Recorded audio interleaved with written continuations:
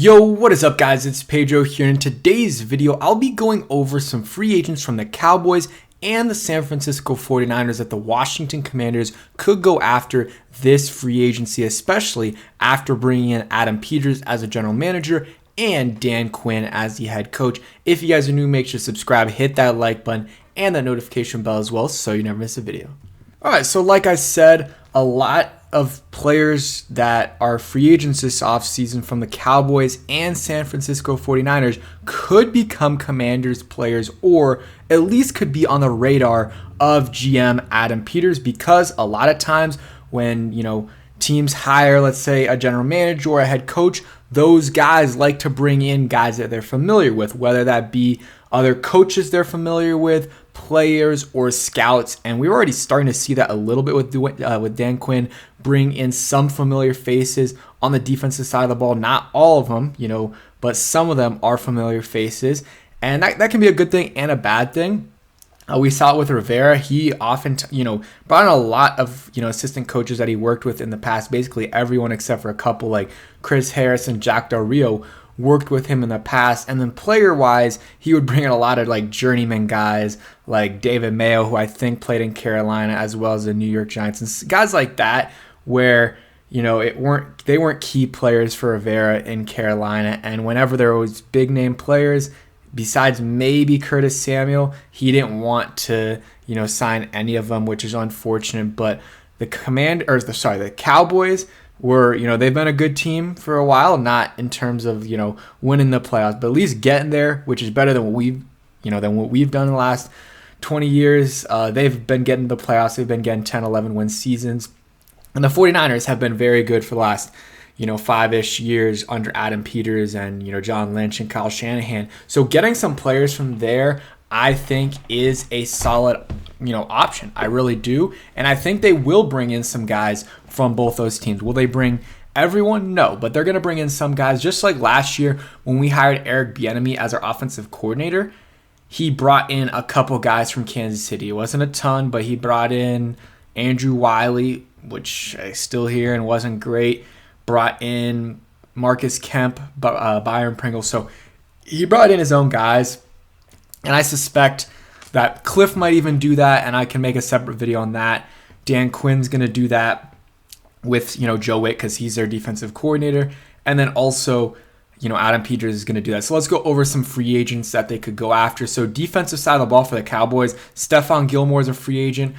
I doubt they'll go after him. He was only with Dan Quinn for one season. He's a little bit older. He's probably want to go to another team, but he's an option. Dorrance Armstrong, DN, he is someone I'm definitely interested in. And let's just go ahead and pull up his stats real quick. But he's a guy I definitely would be interested in signing. 26 years old, and this past season had 7.5 sacks and has 23.5 career sacks. So a guy that is still very young, was drafted in 2018. So one contract with the Cowboys, and is going to be a free agent, and he's going to get paid a decent amount, but I think they'll be able to get him for a solid price, and he can be a guy that potentially takes that next step in, what is this, year 1, 2, 3, 4, 5. I guess this is year 6. So could take that next step. The last couple years, he's been a good pass rusher. Honestly, similar to what Montez Sweat was doing here for a while, like 7.5 sacks, 8.5, 9 sacks. Like that's where Montez was for a while until this year, where he really took off. So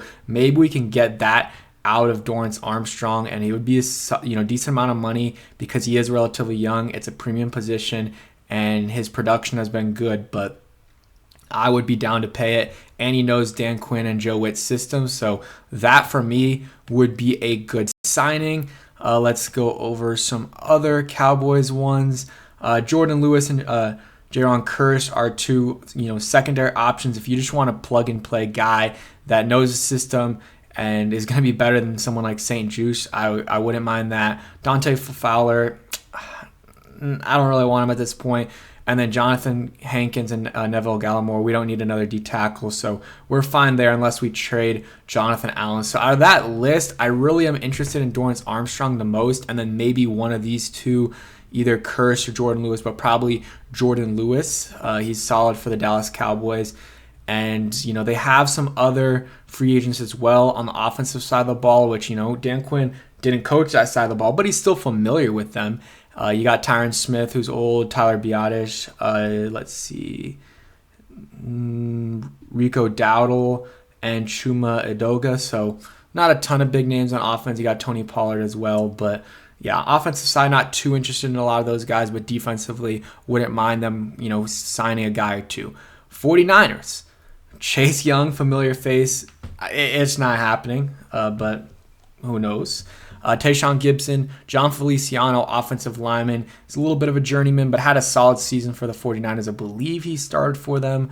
He is a character, but he's a guy I wouldn't be surprised if they signed him to shore up the offensive line. But now I'm thinking about it, they already got Nick Gates. They're probably not going to move on. I don't know. I think John Feliciano, he's probably better than he is better than Nick Gates, but how much is he really better than him to sign another older kind of veteran guy from the Giants? I don't know if that makes a lot of sense. Javon Kinlaw, young D tackle who was drafted in the first round. What was it, South Carolina? I think that's what it was. Just hasn't really panned out. We don't need another D tackle. Sam Darnold, we're going to have to stick with our Sam and Sam Howell as our backup.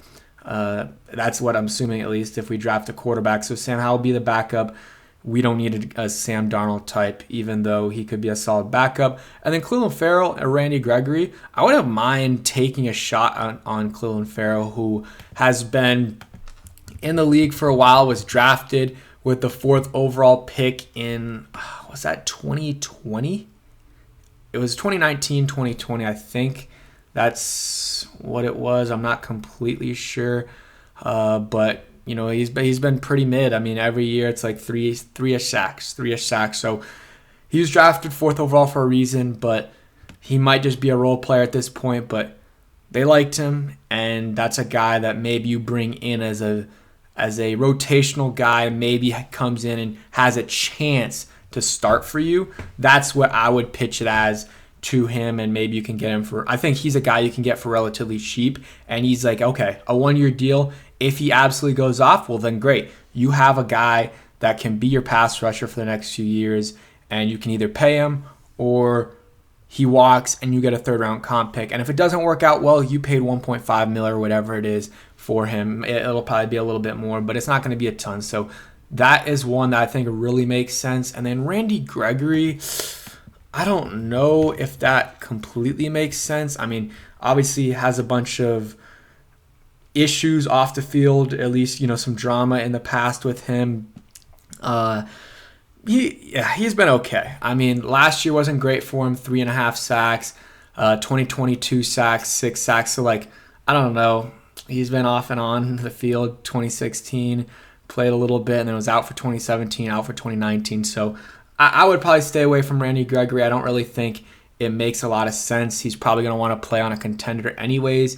We're not a contender, and we want to develop guys, and he's 31 as a pass rusher. He's basically at the end of his career. So give me someone like Clelin Ferrell. Out of this list, that's probably the guy I'm most interested in. So the 49ers list is not great. It is not great at all. The Cowboys list is much, much better. And there might be some other guys that have worked with Cliff Kingsbury too that we can go over in another video. But that's kind of it for the free agents they should go after. So out of all these guys, I mean, I talked about it, but I'll just give a summary of the guys I want the most. Is probably Dorrance Armstrong, and then we can go Jordan Lewis for the Cowboys, and then Clelin Ferrell for the 49ers. And that's obviously they're going to sign other guys from other teams as well. But you do want to try to bring in some guys that are familiar with the scheme that can help out. That can help out your guys learn the offense or defense. So in this case, it would be the defense because Dan Quinn ran that defense in Dallas, and Joe Witt will be doing the same thing here. And then obviously with the 49ers, it doesn't really matter. There's no scheme here that's being taken from the 49ers. At least I don't think so. But there are guys that maybe Adam Peters had a few guys in San Francisco that he really wanted them, or he brought them in, or he thinks they have more potential than the 49ers do. And then in that case, he would want to bring him in here. So that's it for today's video. Hope you guys did enjoy. If you did, hit that like button, subscribe if you guys are new, and peace.